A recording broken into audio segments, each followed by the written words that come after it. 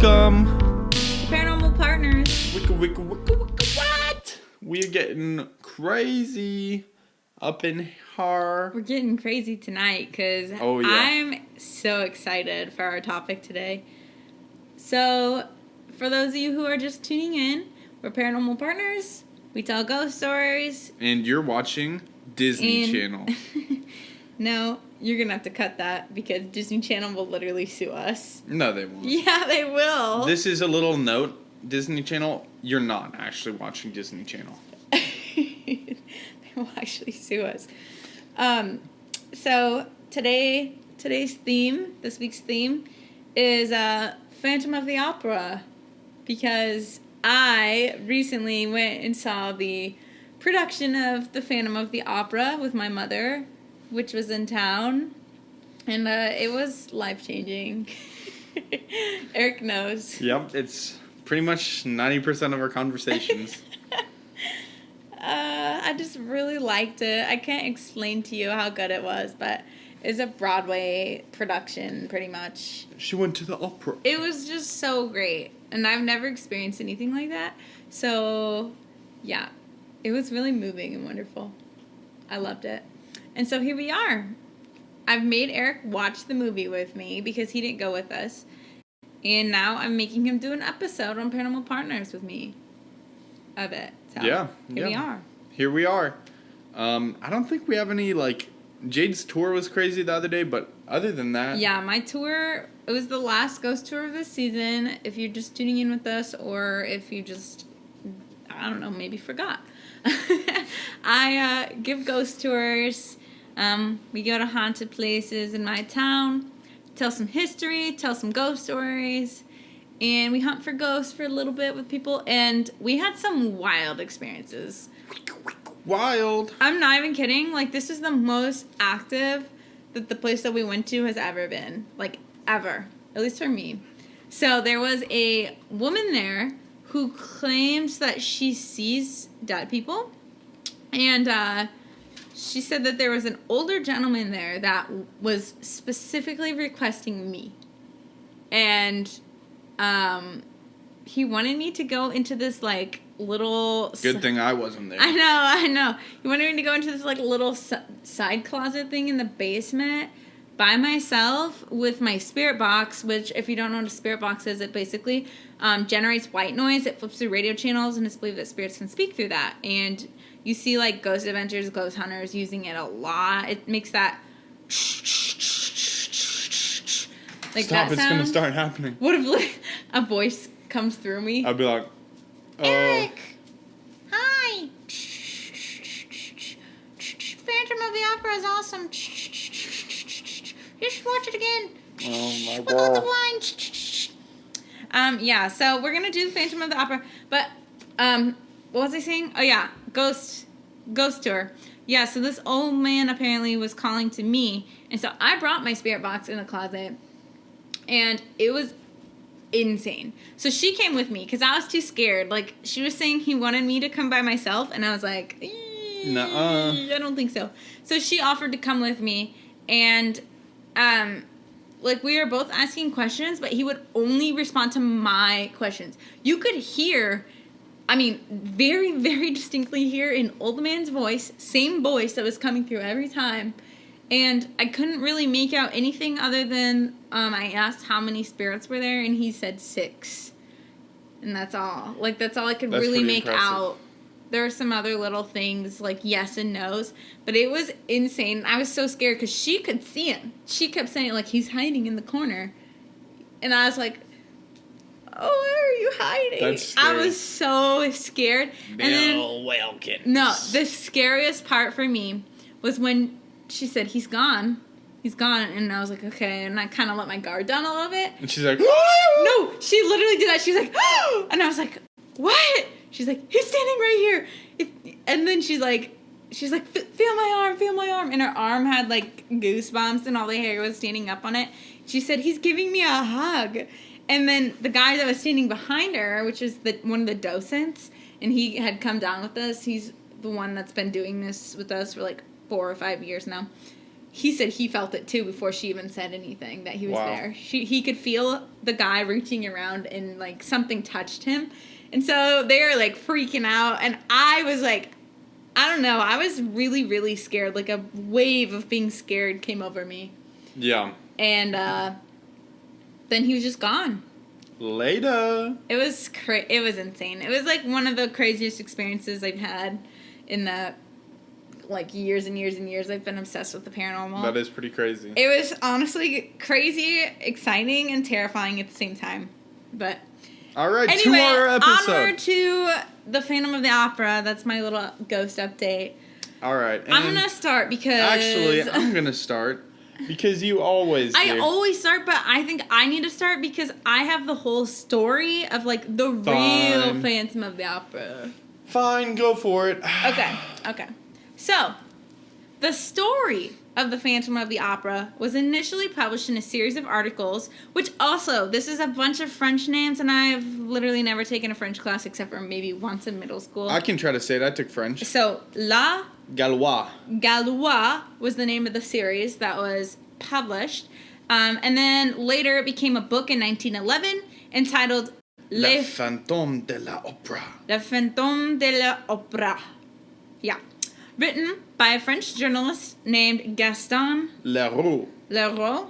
I think it's Leroux. Leroux. I'm going to probably just call him Leroux because I'm not good at French. Gaston Leroux. Gaston Leroux. And when the story was first published, it was, like, not popular at all.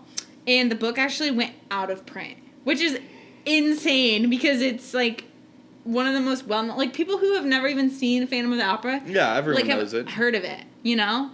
I mean, before... I had heard of Phantom of the Opera, but I had never known anything about it other than I knew it was a love story and I knew that there was a masked man. And that was it. Which, I mean, that could be literally anything. That could be a freaking bank robbery. The story of two robbers, Bonnie and Clyde, you know? Yeah. Like, but I still knew a Phantom of the Opera. So Leroux, whose specialty was investigative journalism, based his story on true life events. Now, this is, like, completely new to me, even though I've been, like, obsessed with Phantom of the Opera for, like, 3 weeks now. Really? So... It's true life? Yeah, in fact, many who have researched this subject believe with just a few exceptions, the story has several elements that are true. Like, to a T. I could kind of believe it. To a T. The opera house in the story was based on the real opera Garnier. I think it's Garnier. Garnier. Like, is it Garnier? Garnier, yep. Oh, yeah, because, like, the shampoo. Garnier. Or like Cartier, the jewelry. Opera Garnier in Paris. So the Opera Garnier, which I'm really freaking sad we didn't visit now. I wonder how close it was. I'm going to Google it later, how close it was to our hotel that we stayed at in Paris. Dang it. That'd be so cool. Next time, right? Next time we'll go to Garnier. The Opera Garnier does have underground tunnels, just like the Phantom of the Opera. And it also has an underground lake, just like Phantom of the Opera. Just like Goo Lagoon. Leroux. We need a montage of every Also, time I made a SpongeBob reference. Yes, we do. It'd make up an entire episode, I bet. I feel bad because I didn't really give a whole synopsis of, like, the Phantom of the Opera. I was just kind of assuming. Well, But I'll kind of get into that. We shouldn't do any spoilers, I don't think. I don't want to spoil it, but this does have a little bit in it to get the spooky aspect. Yeah, go for it. I won't spoil it too much. Okay, so he used that in his setting for several dramatic scenes in his story. So that underground tunnels, underground lake is a big part of the Phantom of the Opera. There was an incident where a chandelier did fall in the Opera Garnier, setting the building on fire and killing a woman. Which I think is interesting. So if you guys want to watch Phantom of the Opera, it is on Netflix, the movie. It's really good. But I think it's kind of weird because both the opera I went to and the movie hyped the chandelier a lot, as it was like the big, like, main thing of the opera. Like, it's an iconic symbol. And in the opera and in the movie, the chandelier doesn't fall. Yeah. It doesn't fall. Does it? I think it does in the movie. I don't think so. I swear. Okay, maybe it does, but I it think it doesn't in the falls in the opera. Okay, well, if it does, it wasn't significant enough for it to, like, stick in my mind, because... Yeah, I think it falls. Even though it's an iconic symbol, I know they talk about it in the beginning, that they restored it and stuff, but... Anyway, so in the real opera, Garnier, a chandelier did fall, and it set the building on fire, and it killed a woman. And Leroux used a falling light in his story as a distraction so his phantom could kidnap Christine. So the phantom and Christine are the two, like, main characters. And there's also Raoul, who's my Christine's favorite suitor. So Christine and Raoul have this, like, love affair, and they're young, like, kids, and they love each other, blah, blah, blah. And they're actually childhood sweethearts, and they meet again. And then the phantom swoops in and... tries to steal Christine. But I'm honestly pro-Phantom. I'm pro-Raoul. Team Raoul. I don't know. There's something... Raoul is a great boyfriend. I will give him that, but... I'm just pro-Phantom. The Phantom is a sociopath. He is. He is crazy. And he does not treat her right. But the romance between the Phantom and Christine in the story is just a fantasy. But it is believed that Leroux based both characters on real people. So the Phantom is based upon a man named Eric. So this is what you were talking about before I went and saw the movie. Eric told me, or the opera, Eric told me that the main character's name was Eric. And I was like, it wasn't in the opera. It's true.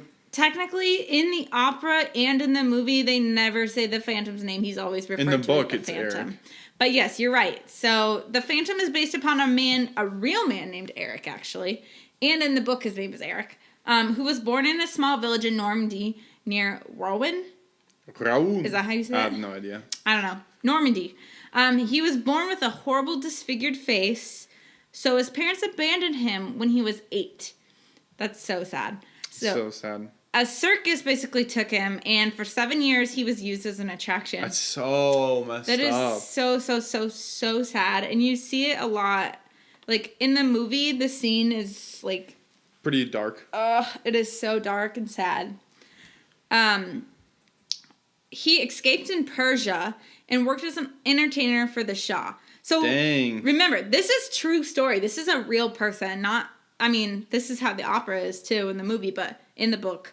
But it's also a true story. So later he worked as an architect's assistant, and he designed and built several harems, which gave him a greater understanding of architectural design. Now, I'm not really sure what a harem is. I should probably Google that. Do you know? Harem. I think it's a harem. Oh, harem? It's a domestic space in India that are reserved for women of the house in a Muslim family. Oh, yeah. So it's a private space. I think they're commonly known to be, like, it says for concubine. Yeah, I think they're pretty much all. Wow. Okay, well, that's really, really sad. Yeah, it kind of looks like, at least what I'm getting, I'm not entirely sure, but what I'm getting from the pictures online, it kind of looks like a brothel. So yeah, he built those, I guess. And he returned to France, and in Paris he was so impressed with Charles Garnier that he was signed on as one of the contractors that built the new opera house, the Opera Garnier. So he worked 12-hour days until this project was finished. Nice. So he was no longer the deformed child that had suffered cruelly. He was now a gentleman who wore a mask to hide his distorted face, and he also wore a dress suit, a cloak, and a large felt hat. Nice. And he was respected and earned enough money to live a comfortable life. I was thinking about this the other day. That's impressive. That is really awesome that that's the true definition of started from the bottom, now we here. You know what I mean? Yep. But, okay, I was thinking about this the other day. I wish that we would bring back the capes. I've always said that. We remember when we went to a vampire-themed ball last year, which was really, really fun. It was, like, interesting. I've literally always said cape should be back in fashion. But Eric wore this, like, old-style cape, like a legit cape. Not like a party store cape, like a legit cape. And it was honestly the coolest thing ever. And... yeah, capes should be a thing. I think we should bring back capes. I am pro-cape. Me too. I'll get a petition starting online. Yeah. So if you guys want to support our petition, bringbackcapes.com. Go pledge to wear a coat. I mean, a cape. Wear a coat always. Pledge to wear a cape. Anyway, so just as in the story, the real life Eric had his own personal box 5 at the Opera House. So in the story, the Phantom always requests box 5 to be left open. Yeah. That's where he watches the opera. So he even had a hollow column built next to it where he could come and go without being seen. Dang. He is so cool. I love the like whole mysterious, creepy aspect. So Eric did fall in love with the singer who performed at the Opera Garnier, but finding himself rejected, he kidnapped the singer and after an evening performance. And she was found 3 weeks later and shortly after she left Paris. Dang. So that's really, really, really sad. But at the same time, I don't really know if he knew better because he grew up in the circuses. His parents abandoned him at 8, and he probably just didn't know what love was. So probably. I feel bad for both of them. It's like not fair for her. Terrible for anyone to ever be kidnapped. And then I feel bad for him because he's lived such a bad life, you know? But it's never okay to kidnap, obviously. Or if someone rejects you, like, it's never okay to retaliate. Sorry, this is, like, something that, I don't know. I think it's important. But anyway, after this, a legend was spread that Eric was so heartbroken that he walled up the door to his apartment beneath the opera house and died of starvation. Years later, when the new opera Bastille, the new opera Bastille was built, the small apartment was supposedly discovered by a workman who found a skeleton wearing a gold ring that Eric was known to wear. It said Leroux used this legend about the real Eric as an inspiration for a story. So I have a really, really interesting excerpt I wanted to read really, really quick. So this comes from a woman who actually took a tour and she went to the underground tunnel part of the opera. Yeah. And she was just talking about how she got to meet this woman who used to work there. Her name was Renata de Whalen, who actually wrote a book or two about all the paranormal happenings at the Opera Garnier. And so it says, so she said that a certain Monsieur Clark made a donation to the opera of phonographically recorded voices that were not supposed to be played or exploited in any way until the passage of a certain number of years. So that made me think about in the movie and in the opera where he's like creating this music of the night. Yeah. Do you remember that?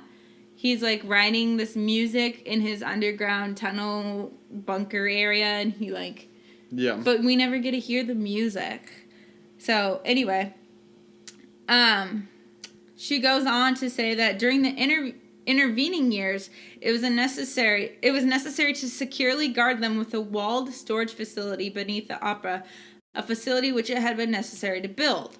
Before construction began, there had not been a door in that wall. Some workers and the people most involved in the project looked for the best place to dig.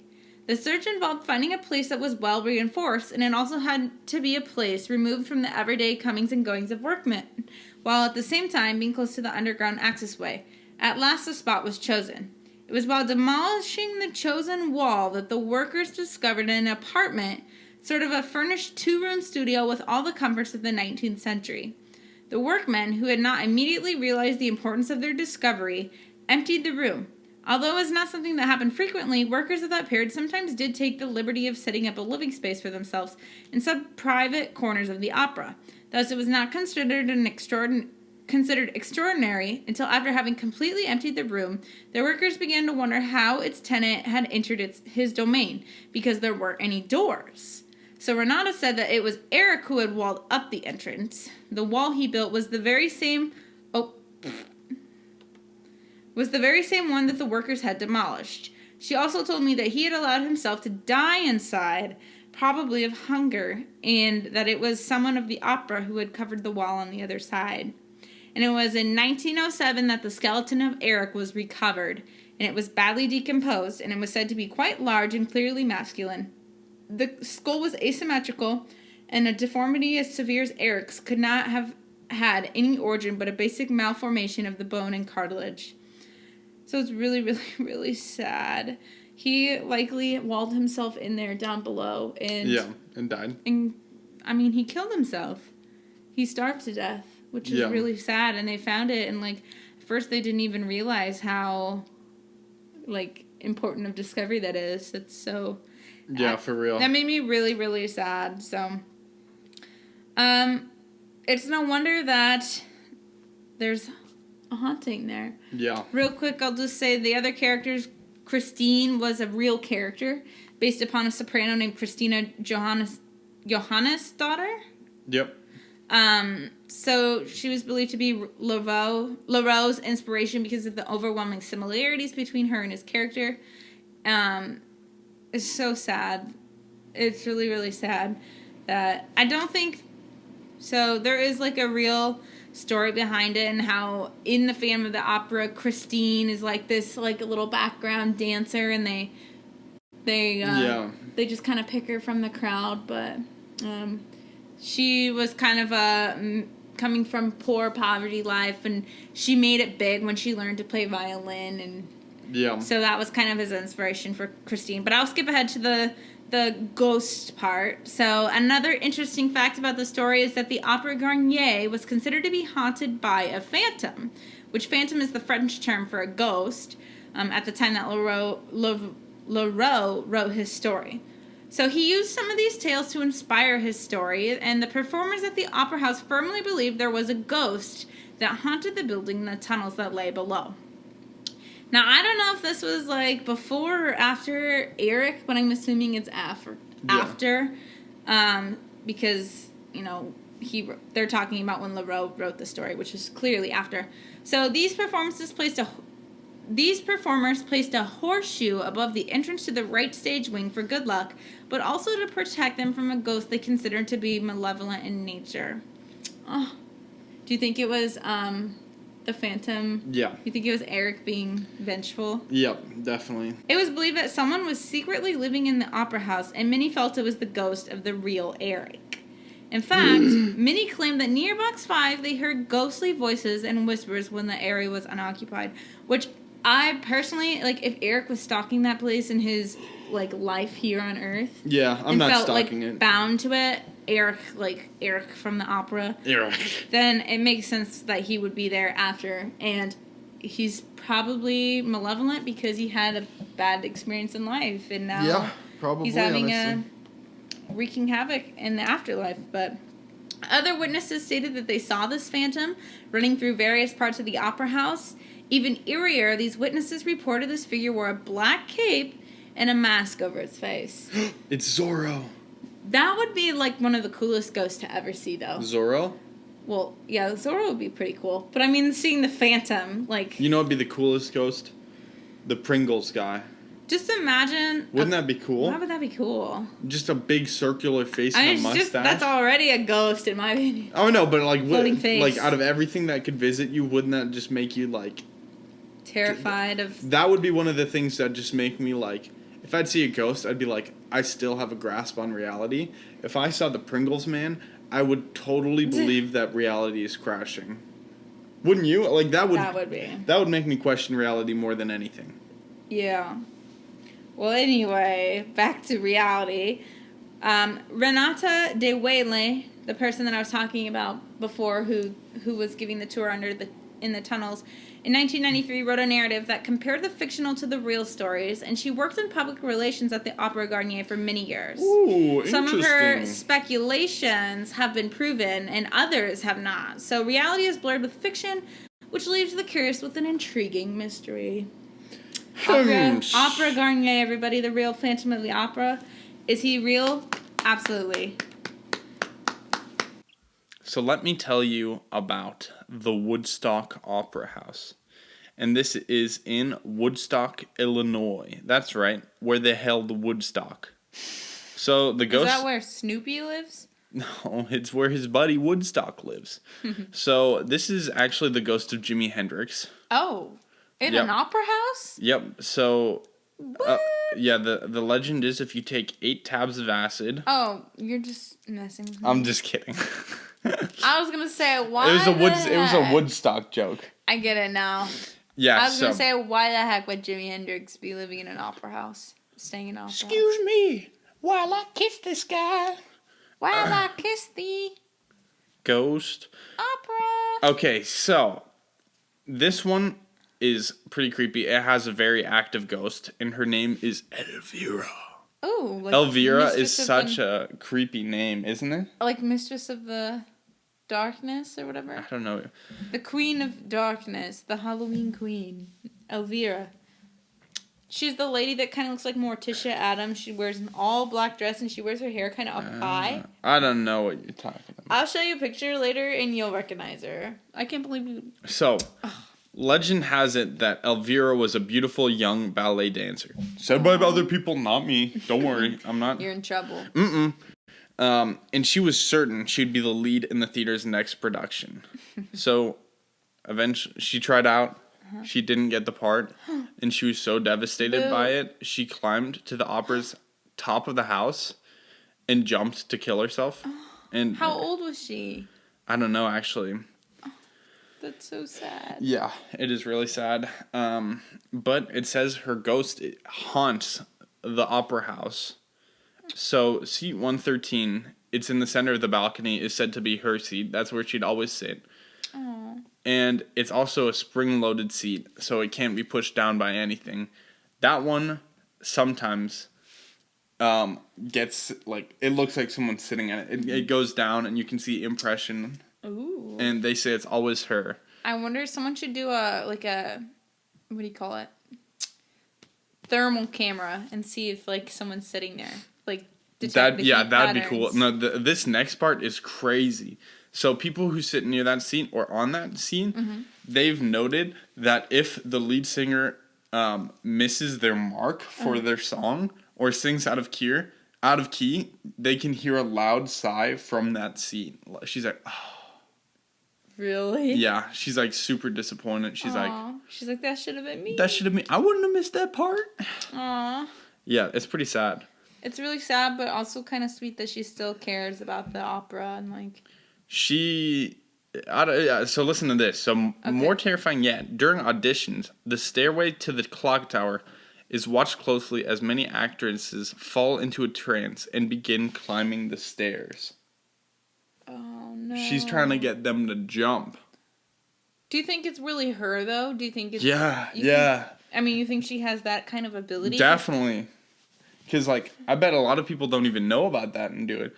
It says, to date, numerous performers have had to be pulled down from the staircase. That's not what I'm saying. Like, obviously, there's something else that's working there. But, like, I can't see a person that is now deceased having that amount of strength or ability to kill somebody. What if that just happened to Elvira? Or make people kill them. Yeah. Oh, yeah. That's a good conspiracy. Maybe Elvira is a good one. So, could be, potentially, like, a demon in the opera house that killed Elvira. Like, it lures these people, these dancers and performers, to jump off the balcony, and Elvira was just another one of them. Isn't that scary? I think that's a better theory, because I don't think Elvira would do that, even though I don't know her. Yeah. She wouldn't do that. B, I don't think she could possibly have enough strength or power to do that. Like, it'd have to be something probably darker or... It depends. I don't know. I feel like humans can gain certain powers by delving into the dark enough. Yeah. Aunt May. Or Aunt June? What? Aunt Julia. You always get that wrong. Whatever. She's crazy. Aunt Julia, the witch, or the voodoo priestess. Yeah, so a lot of people say that they see her walking around with long yellow hair. They see... Sometimes props fall from the stage and completely disappear. What's her name again? Elvira. I wanted to call her Julia then. That was, by the way, a really good episode of ours. If you are interested, listen to our voodoo episode. Yeah, I really like our voodoo episode. You should watch that. It was creepy. All right, so my next story is on the Arcadia Opera House. Da, da, da. Where's Arcadia? I'm yawning because it's 8 o'clock here. It's in Arcadia. It's 9 actually. Oh, it's Arcadia, way past my bedtime. It's in Arcadia, Florida, and Wait. There's also an Arcadia in Canada. Wow, that's crazy.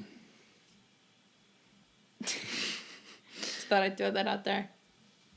So, here's a quote from Crosby. No, I don't think Bill. Oh no, that's Cosby. Who's Crosby? I think it's the owner of the place. Okay. At some points, I always get the impression there's somebody else here, Crosby says. Whether that's just the size and scope of the place or the lighting, but I'm always catching something out of the corner of my eye that makes me stop, turn my head, and shart my pants. By day, the Opera House... Very mature and funny. I love your sophisticated jokes. Like, oh, yeah, what's it? Oh, not again.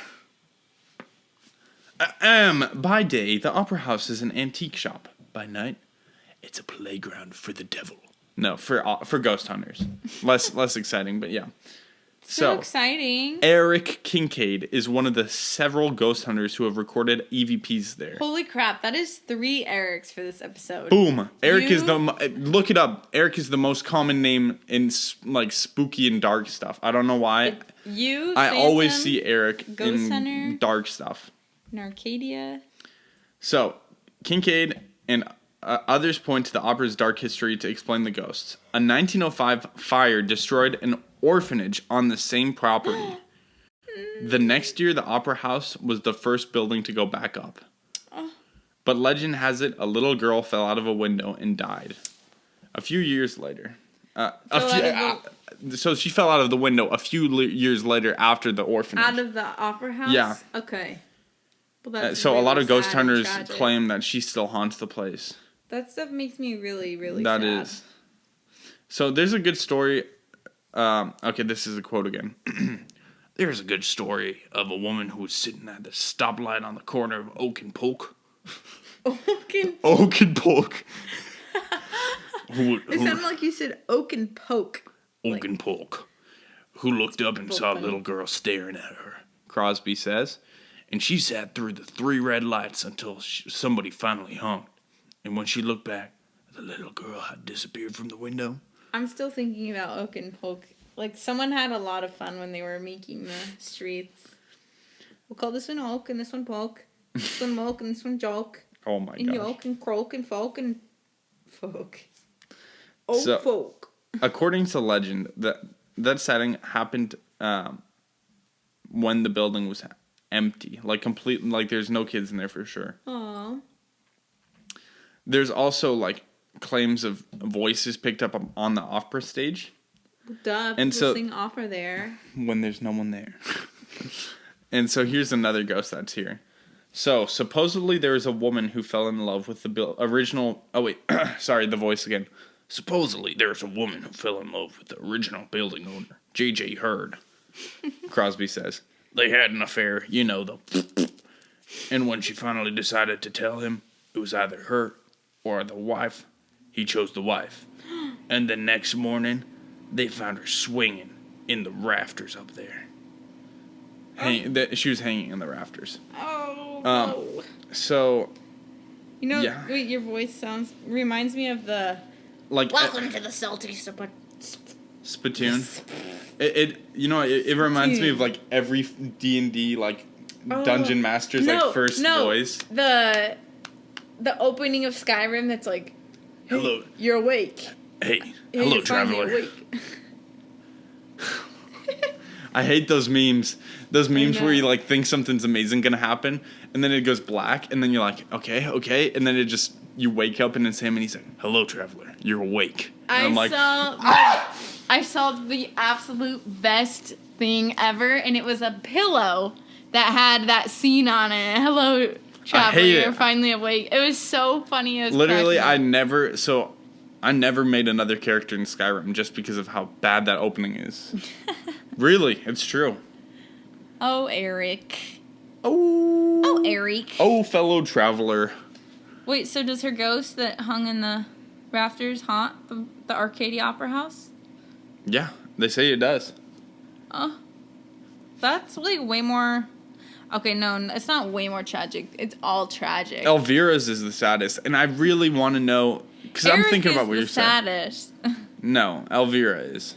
Well, actually, Eric is probably more sad. That's so sad. But think about it. The Elvira story, I think we're really onto something there that it's probably not her. And you know what? The worst thing that could happen to someone is they get captured by a demon and then they get blamed for it forever. So yeah, that'd be so terrible if you died by...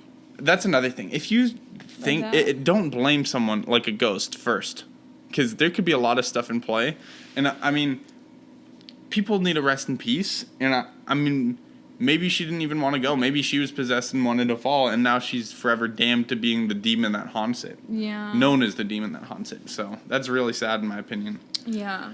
So rest in peace, Elvira.